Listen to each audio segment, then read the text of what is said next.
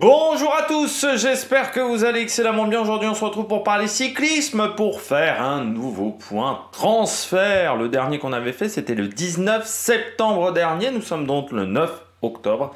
Et donc on va voir un petit peu les derniers transferts qui se sont déroulés, les dernières infos également. Notamment on parlera des 4 jours de Dunkerque, on parlera également de Rémi Cavagna également dans cette vidéo. N'hésitez pas à vous abonner à la chaîne, à réagir dans les commentaires, à mettre un pouce bleu, à partager la vidéo sur les réseaux sociaux, notamment auprès de vos proches si vous pensez que ça peut les intéresser. Dans les commentaires, n'hésitez pas à me dire quel transfert vous intéresse, quel transfert vous laisse un petit peu indifférent. Quand vous vous abonnez à la chaîne, vous pouvez rajouter la petite cloche, comme ça vous êtes au courant des dernières vidéos qui sortent sur la chaîne, notamment des vidéos cyclisme. Si vous avez les moyens que vous voulez soutenir mon travail, vous pouvez faire un super thanks et je remercie les gens qui le font. Voilà, alors que j'ai un poil dans la bouche. C'est un petit peu désagréable. Et puis si vous avez les moyens et que vous voulez soutenir mon travail, donc ça c'est fait. Et puis l'autre moyen de me soutenir, vous pouvez également cliquer rapidement sur les miniatures, sur les notifications. Plus vous cliquez rapidement sur une vidéo, plus elle est mise en avant par YouTube. On commence tout de suite. Eh bien, par 2 transferts de coureurs français. Le premier, eh bien, c'est Alexandre Delettre qui rejoint donc Total Energy. Le deuxième, c'est Baptiste Weistrofer. Je crois que c'est alsacien. Je crois qu'il est alsacien, hein, Baptiste. Donc, je crois que c'est Weistrofer qui lui rejoint la Lotto Destiny alors qu'il était du côté de la Decathlon AG2R, l'équipe réserve. Donc à chaque fois, comme d'habitude dans ces vidéos-là, on essaie de voir est-ce que c'est intéressant pour le coureur, est-ce que c'est intéressant également pour l'équipe. Alexandre Delettre, moi je pense que c'est win-win, à la fois pour le coureur et à la fois pour l'équipe. Il était chez Cofidis. Bon, c'était compliqué chez Cofidis, il n'avait pas un statut numéro 1, il était souvent équipier, il s'est retrouvé sans contrat, il est parti chez Saint-Michel cette année, Mavic Aubert 93, bon bah là cette année il fait une grande saison, notamment sur les manches de Coupe de France où il a été très bon, et pour moi c'est un coureur qui peut vraiment apporter à la Total Energy, notamment sur ses épreuves de Coupe de France, où il peut marquer des gros points. Et puis même sur d'autres courses où il peut avoir un rôle d'équipier important, pourquoi pas pour un Mathieu Burgodeau, par exemple Alexandre Delettre. Donc je trouve que c'est un coureur intéressant, c'est un coureur qui est encore jeune, hein. Comme vous voyez il a 26 ans, c'est un contrat de 2 ans, donc, parce que Total Energy semblerait être prolongé jusqu'en 2026 au niveau de ce contrat. Jusqu'à maintenant le contrat s'établissait plutôt jusqu'à l'année prochaine. Il semblerait que Total Energy ait prolongé d'une petite année discrètement sans communiquer dessus, mais il semblerait, maintenant sur Pro Cycling Stats, ça ne s'arrête pas en 2025, ça va jusqu'en 2026, donc on verra si c'est véritablement le cas. Mais du côté d'Alexandre Delettre, pour moi c'est un bon choix, et puis pour ce coureur, c'est aussi également une bonne idée parce que dans une équipe, je pense que le niveau est trop élevé pour lui dans une équipe de première division. Enfin, au moins dans les équipes de top niveau de première division, où pour moi sur les épreuves World Tour, il peut avoir un rôle d'équipier, mais pas plus. Pour moi, il n'est pas suffisamment fort dans ces épreuves-là. Par contre, c'est totalement le profil de coureur pour des 1-1, pour des épreuves de type 1-1, de type Pro Series, où là, c'est un registre qui peut beaucoup plus lui convenir. Donc c'est pour ça que ça me semble intéressant qu'il rejoigne cette formation. Baptiste Weistrofer, je vais pas vous mentir, j'ai pas trop regardé sa saison, j'ai même oublié de le mettre sur Pro Cycling Stats. Rejoint l'équipe Lotto.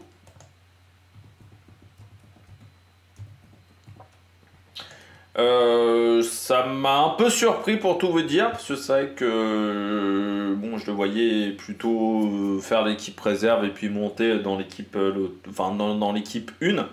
Weistrofer, après on l'avait vu en début de saison, il a pas mal couru même avec l'équipe World Tour, hein. Tour de Wallonie, moi je l'avais vu en tout début de saison, tout début de saison au mois de mars, région Pays de la Loire Tour, ce genre d'épreuve. Il m'a pas marqué plus que ça, je vais pas vous mentir. Je vois que là, en termes de résultats, c'était pas exceptionnel. Il fait quand même 4e du classement de la montagne du Tour de Grande-Bretagne, 5e du classement des jeunes du Tour de Poitou-Charentes, 2e du classement de la montagne du Tour de Loire en résultat, et puis vainqueur d'une étape du Tour de Bretagne. Bon, après, il n'y avait peut-être pas la place pour tout le monde non plus du côté de la Bretagne, du côté de la Décathlon AG2R. C'est un coureur qui a déjà 24 ans. Donc c'est vrai que refaire une année de plus dans l'équipe réserve, ça aurait été compliqué. Voilà, je pense qu'il voulait découvrir le monde professionnel. C'est intéressant d'aller chez Lotto Destiny. Contrat de 2 ans en plus, c'est pas qu'un contrat d'1 an. On sait très bien que la Lotto sera en World Tour en 2026. Donc, il y a peu de chances que la Lotto soit pas en World Tour en 2026. Donc, c'est plutôt intéressant pour lui. Après, il faudra montrer des bonnes choses. Mais on voit que Stéphane Hulot est à la tête de la Lotto Destiny, hein, parce que repérer des petits talents français, c'était pas vraiment la spécialité de la Lotto. Bon, le seul qu'ils avaient repéré, c'était Jean-Christophe Perrault, mais qui avait quand même montré de grandes choses à l'époque. Et là, c'est vrai que cette équipe a décidé de mettre beaucoup de moyens sur le cyclisme français. Donc on va voir si ça va vraiment fonctionner. Allez, on poursuit après ces 2 transferts avec des autres noms. Thibaut Garnalet qui prolonge jusqu'en 2026. Le coureur de 27 ans. Bon, plutôt une bonne chose pour lui. Pour Arkea, il fait parfois partie des trains. C'est pas le plus mauvais coureur. C'est un coureur qui est surtout là pour rouler derrière les échappées. Hein, Thibaut Garnalet, on le voit beaucoup dans ce registre-là. Donc pourquoi pas, voilà, prolonger, c'est pas un problème, je trouve. Robin Thompson qui quitte Groupama pour aller chez Lotto. Lui aussi, contrat de 2 ans. Il a eu du mal, hein, je trouve, chez Groupama. Il était de la réserve de la Groupama FDJ. Il a remporté le Tour de la Vallée d'Aoste en 2021. Il avait remporté une étape de cette même course en 2022. On l'a assez peu vu, hein, il faut bien le dire, cette année. Les résultats n'ont pas été exceptionnels. On le voit deuxième à Legusio sur le Tour du Pays Basque, mais je rappelle que l'étape de Legusio, c'est l'étape où il y a la fameuse chute Remco Evenepoel avec Vingegaard. Donc c'est la fameuse étape où ensuite il n'y a que les 6 coureurs qui étaient dans l'échappée qui se sont battus pour la victoire. Donc il fait deuxième ce jour-là. Après il a été présent sur les championnats de Nouvelle-Zélande, mais il ne remporte même pas les championnats de Nouvelle-Zélande. Ouais, ça n'a pas été exceptionnel. Là on est sur 59.1 UCI malgré 80 jours de course dans les pattes. Et puis il était sur la Coppa Agostini notamment. Et puis si on regarde l'année dernière, c'était 102 points UCI. Là aussi, c'était pas exceptionnel. Dont 20 points grâce à son classement sur le Down Under. Et grâce à sa 4e place au championnat de Nouvelle-Zélande. Donc ça reste très faiblard du côté de Robin Thompson. On va voir chez Lotto Destiny. C'est un vrai coup, là je me dis quand même, du côté de la Lotto Destiny. Parce que ça reste un coureur qui a eu des résultats dans ces années du côté de la réserve de la Groupama, mais qui dans l'équipe 1 n'a pas réussi à exprimer son talent. Donc on verra si ça marchera mieux du côté de la Lotto Destiny. Ça, il faudra attendre l'année prochaine du côté de la formation belge. Et puis, on parle d'un jeune coureur, là, Darren Van Beckham. Darren Van Beckham, c'est un coureur qui était dans la réserve de la Visma et qui va rejoindre Astana, vainqueur de la ronde de l'Isère cette année, comme grand résultat. Deuxième également de l'Istrian Spring Trophy. En début de saison. Sur le Tour de l'Avenir, il a pris la 5e place à Condou, 2e sur l'étape des Carélis. Donc on est sur un profil grimpeur. Donc voilà, c'est son profil de coureur. C'est vraiment plutôt un bon grimpeur. 6e de la course de la paix. Donc vainqueur de la ronde de l'Isère. Donc vainqueur de l'étape qui est arrivée au plateau de Bay. Et à Saverdun, il avait pris la 2e place. Donc il a dominé cette ronde de l'Isère. Sur l'Istrian Spring Trophy, c'était à Motovun qu'il avait pris la 2e place. Et donc la 2e place du général à l'arrivée. Je pense que Visma n'avait pas forcément de la place pour lui. Visma n'a pas forcément de la place pour tout le monde. Surtout que il y a d'autres recrues du côté de la Visma.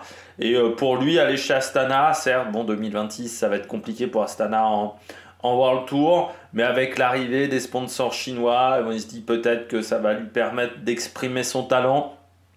Chez Visma, il aurait peut-être eu un rôle d'équipier. Là, chez Astana, il aurait peut-être un peu plus un rôle important, surtout que sur ce profil-là, grimpeur, il n'y a personne, il n'y a pas grand monde chez Astana. Vous avez Fortunato, vous avez Lutsenko. Après, derrière, au mieux, c'est Fedorov.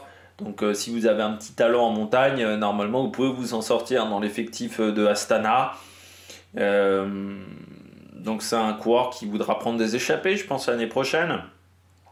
Mais voilà, profil grimpeur, on verra ce que ça donnera pour le néerlandais, surtout qu'il y aura peut-être des places à prendre pour les championnats du monde du côté des Pays-Bas l'année prochaine, parce qu'à Kigali, c'est pas l'équipe qui est la mieux, qui va être la mieux représentée au départ de ces championnats du monde.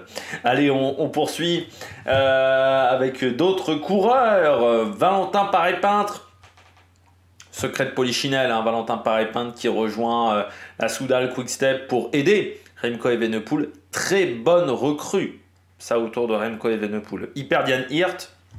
Pour moi, il remplace par Valentin Paré-Peintre. L'avantage, c'est qu'en plus, Jan Hirt avait plus de 30 ans, 30 ou 31. Paré-Peintre a 7 ans de moins. Donc en plus, tu récupères un coureur assez jeune, un coureur qui finit très bien ses grands tours.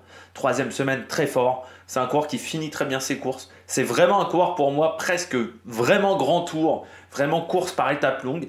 Il faudra s'en méfier de Paré-Peintre du côté de la Soudal Quick-Step, mais ça va être un lieutenant de luxe pour moi du côté de Remco Evenepoel.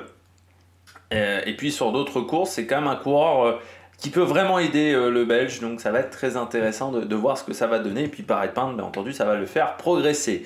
Sébastien Rachenbach, lui, prend sa retraite. Je voulais faire un petit focus sur le coureur suisse, Sébastien Rachenbach, qui était à la Tudor, qui a été équipier de Thibaut Pinot de 2016 à 2022. Et c'est vrai que on peut même dire que ça a été presque le début de la retraite de Thibaut Pinot, parce que le départ de Sébastien Rachenbach, ça avait mis un petit coup au moral de Thibaut Pinot. Je ne sais pas si vous vous en souvenez en 2022, et c'est vrai que je m'étais dit, Thibaut Pinot, voilà, ça a peut-être changé, il a peut-être décidé de prendre sa retraite, ou ça va pas tarder.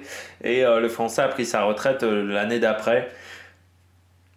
Sébastien Rachenbach qui finit sur une blessure, ça c'est un petit peu dommageable.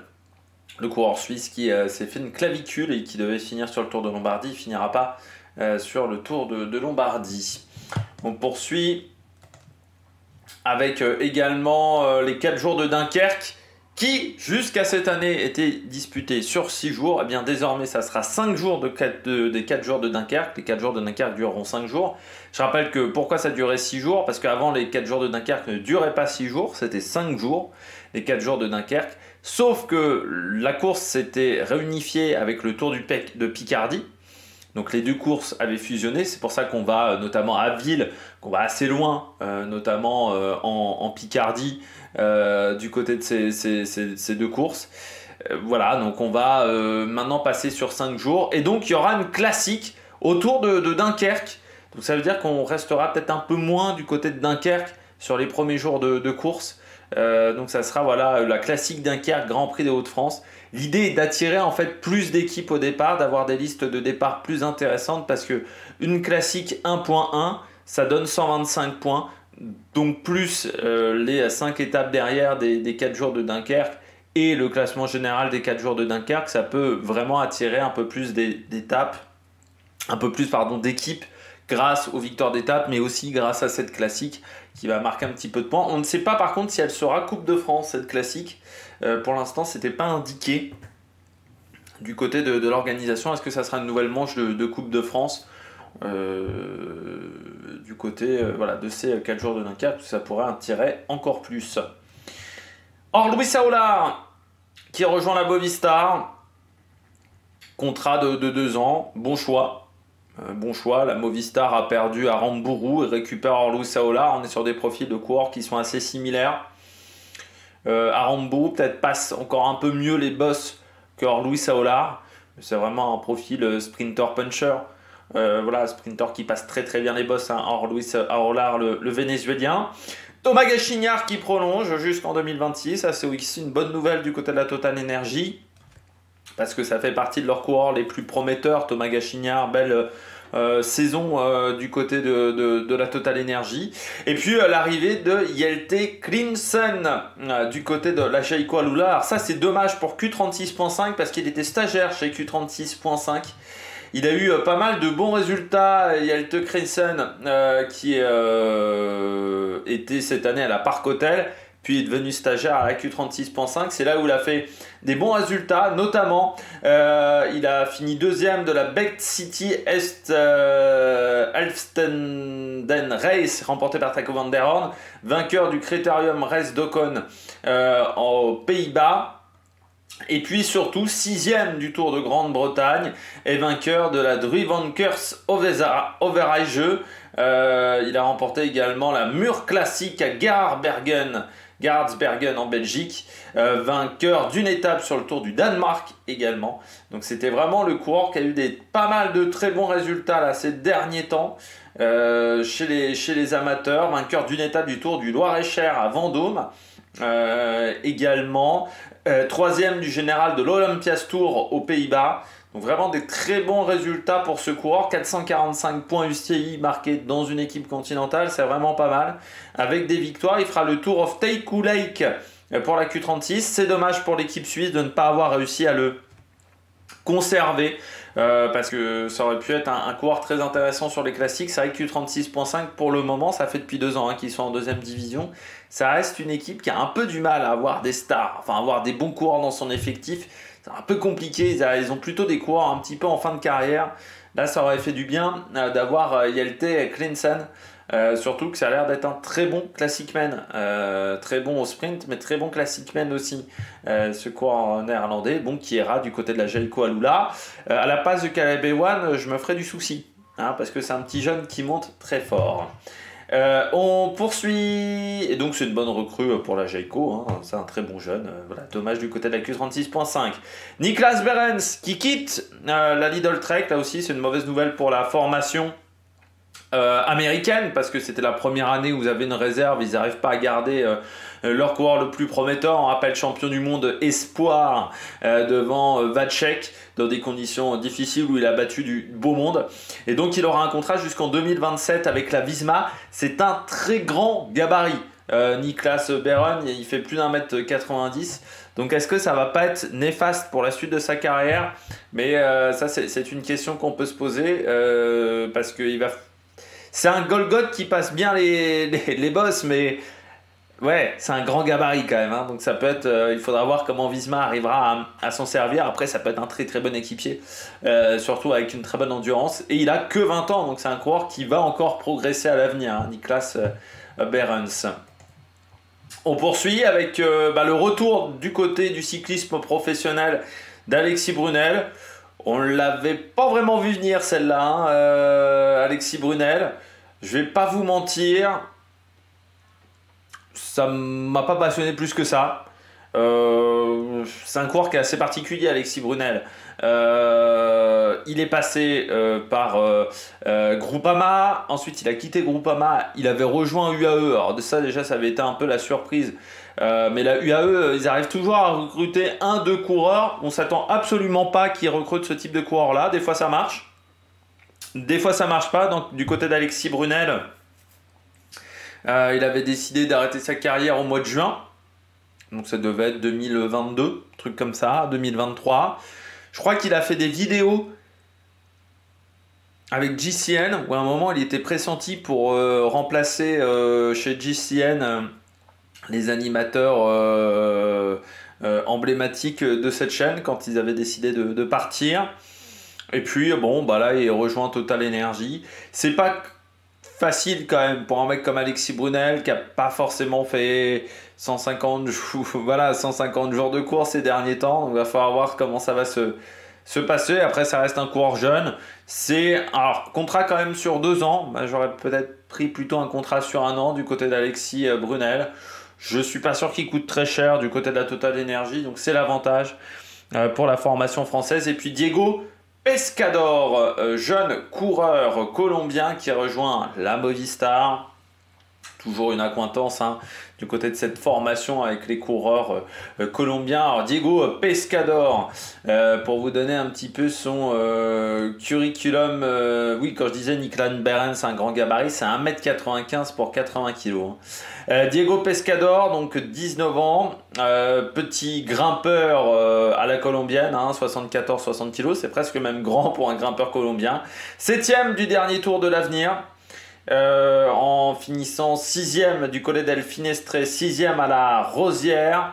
Il avait été un petit peu plus en difficulté à Condou et au Caralis. 4e sur une course en Colombie, la Classica El Carmen de Viboral sur la première étape. Il a fini 4e du général de la Classico RCN, là également.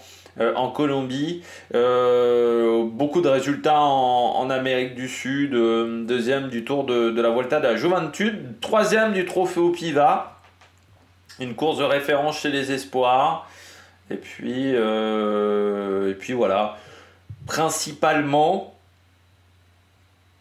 des résultats sur ce type d'épreuve. Je m'excuse, hein, j'ai des petits bâillements. Petit coup de mou. Mais voilà, il y a, en dehors de l'Amérique du Sud, il n'y a pas 150 résultats. Donc c'est vrai que c'est toujours un petit peu compliqué. Je dirais qu'une 7e place sur le Tour de l'Avenir. Maintenant, ça montre quand même des belles choses. Surtout qu'il avait fini 17e l'année d'avant. Et notamment 5e au col du Mont-Cenis.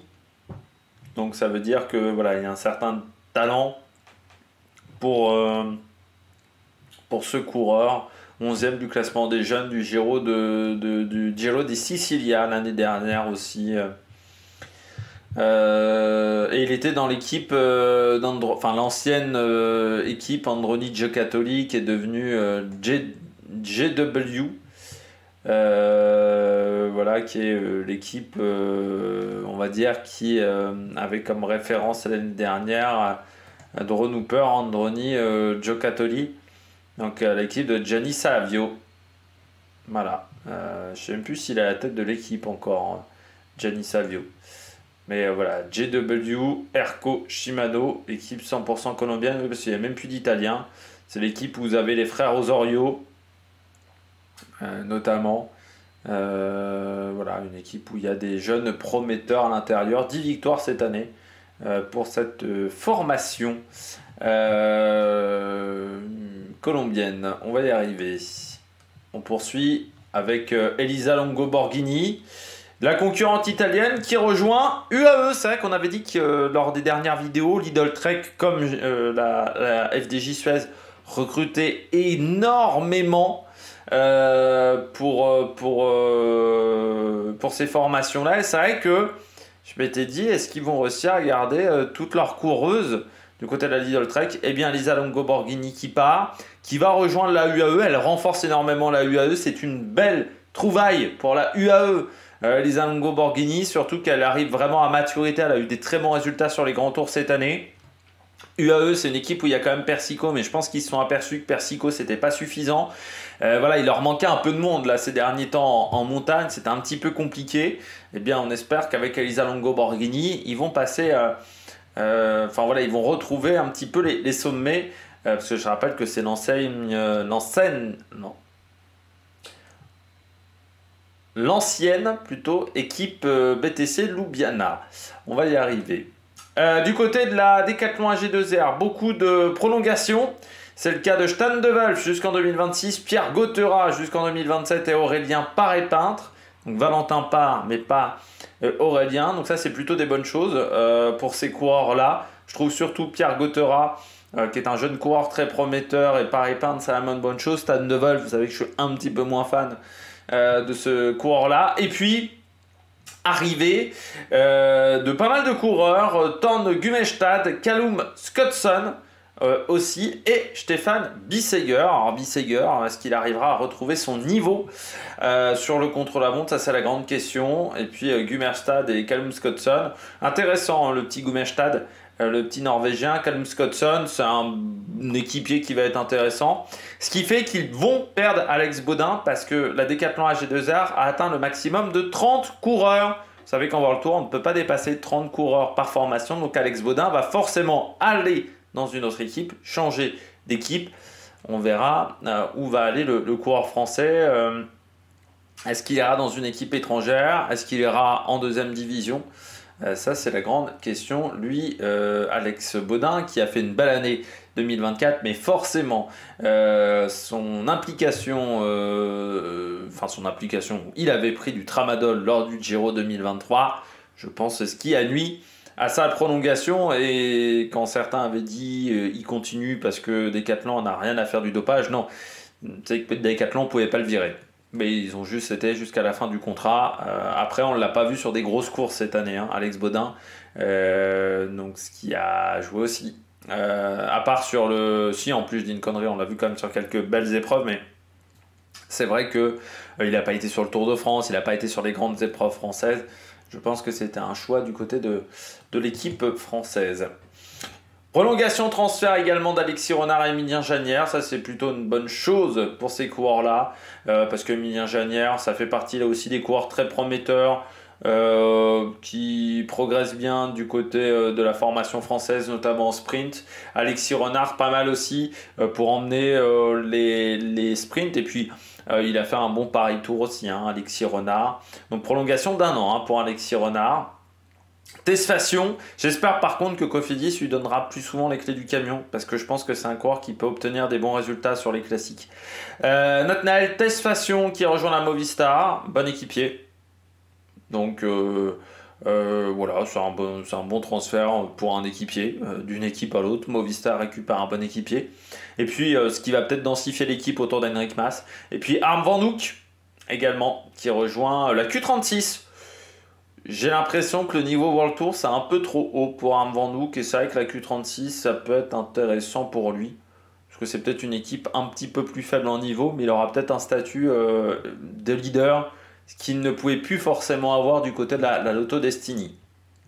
Autre changement, très attendu, Rémi Cavagna, vous êtes sur un article de As, je vous rappelle, hein, je n'ai pas fait espagnol LV2, mais je vous dis juste que le français devrait rejoindre la Groupama selon As. Il devrait casser son contrat. Normalement, il avait un contrat de 3 ans, de 2024 à 2026. Le contrat, il devrait l'arrêter dès cette année, d'un commun accord avec la Movistar. Enfin, d'un commun accord, on va dire ça comme ça. Et il devrait rejoindre la Groupama. Bon. Ne pas parler espagnol et aller chez Movistar, belle idée à la con, hein. C'est comme si vous aviez un coureur américain et qui parlait pas français et qu'il allait, je sais pas, moi, chez Cofidis.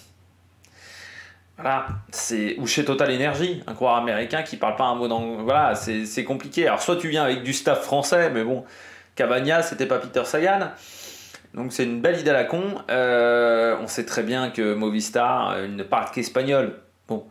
Voilà, fallait s'adapter, fallait maîtriser l'espagnol, sinon fallait pas aller chez eux, fallait aller dans une autre structure. Alors moi je pense que c'est vraiment la barrière de la langue qui a été un problème, parce que certains disaient oui c'est parce que l'équipe Movistar n'a pas voulu l'intégrer. Alors c'est bizarre, mais bon, avec Jorgensen ça s'était pas mal passé. J'ai pas eu l'impression qu'avec Matteo Jorgensen ça se passait mal chez Movistar. Le seul truc, c'est que oui, il faut parler espagnol dans cette structure. C'est une obligation. C'est ce que je reproche aussi à Movistar, c'est d'être trop centré sur l'Espagne, enfin sur le monde hispanophone, ce qui, je pense, leur peut poser un problème. Mais bon, je suis assez surpris. Après, bon, c'est vrai que j'espère qu'il retrouvera un petit peu des jambes du côté de la formation. S'il va chez Groupama, forcément, ça sera un atout pour les trains de sprinter, pour Paul Penwet. Ça sera un atout également peut-être pour David Gaudu, d'avoir Rémi Cavagna. Et pour des coureurs comme Madouas et Stefan Kung. On continue avec Rune Rogot. Voilà, comme je vous disais, chaque année, il y a un transfert un peu surprise du côté de la UAE. Rune Rogot. Je ne m'attendais pas à le voir chez UAE. Le coureur d'Intermarché, il aura un rôle d'équipier. Est-ce qu'il progressera dans cette formation? Ça, c'est la grande question. Et puis Marc Solé prolongé, ça c'est une bonne nouvelle. Le coureur espagnol qui a été très présent sur la dernière Vuelta, on sait que c'est un coureur qui est plutôt apprécié du côté de l'équipe des Émirats, notamment par Tadej Pogacar. Donc voilà, Marc Solé, c'est plutôt une bonne chose. Toujours pas d'informations sur Juan Ayuso. Est-ce qu'il continue chez UAE? Est-ce qu'il continue pas chez UAE? Pour l'instant, on n'a pas d'infos là-dessus parce que vous voyez avec Cavagnac, un contrat, ça peut se casser. Pablo Castrillo, lui, rejoint la Movistar. Là, il fallait pas passer à côté, hein, du côté de la Movistar. Très clairement, vu la performance qu'a réalisé l'Espagnol sur la dernière Volta, il fallait aller dessus. Contrat jusqu'en 2027, hein, donc un contrat de 3 ans quand même hein, pour Pablo Castrillo. Mais voilà, fallait pas qu'il se rate. Movistar a déjà raté un nombre de jeunes talents espagnols, fallait pas se rater avec Pablo Castrillo. Lui qui au départ était plutôt annoncé chez Ineos. Donc, est-ce que les derniers résultats d'Ineos ont fait un petit peu peur à Pablo Castrillo? Est-ce que sur la Vuelta, il y a eu des rapprochements avec la Movistar et que la Movistar s'est dit, lui, il faut pas qu'on le rate et que la Movistar a mis un petit peu plus d'argent que Ineos? Mais c'est intéressant de voir comment les coureurs et les formations surtout se sont battus pour avoir le coureur espagnol. Et puis Pierre-André Côté qui rejoint l'équipe 1 de la Israël parce qu'il était dans l'équipe réserve. Il courait déjà pas mal avec l'équipe 1 c'est un coureur quand même intéressant, Pierre-André Côté, donc le Québécois. Et puis je rappelle que le co-sponsor de la Israël, c'est Première Tech, une entreprise canadienne. Donc forcément, ça va peut-être aider aussi. Et puis on termine avec la dernière info de la journée, c'est l'arrivée de Kasper Asgreen chez EF. Il va rejoindre Honoré, notamment du côté de cette formation. Il y a quelques Danois hein, chez EF. Il faudra qu'il se relance. Parce que c'est vrai que ça fait depuis 2 ans qu'il est vraiment transparent, Kasper Asgreen, sur les grosses épreuves. On verra ce que ça donnera sur les Flandriennes. Je pense qu'ils ont pu recruter Asgreen parce que Bettiol est parti. Donc en termes de masse salariale, ça a libéré de la masse salariale. Après, à 29 ans, il faudra se relancer hein, pour Kasper Asgreen. Ça sera une véritable obligation pour lui. Puis on l'espère voir le Danois retrouver des bonnes jambes sur les classiques flandriennes. Eh bien, j'espère que vous avez aimé cette vidéo. Si vous avez aimé cette vidéo, n'hésitez pas à vous abonner à la chaîne, à réagir dans les commentaires, à mettre un pouce bleu. Il y aura une vidéo sur la Coppa Bernocchi. On parlera un petit peu des 3 vallées varésines sur la prochaine vidéo. Allez, ciao, ciao sur l'Amérique Production.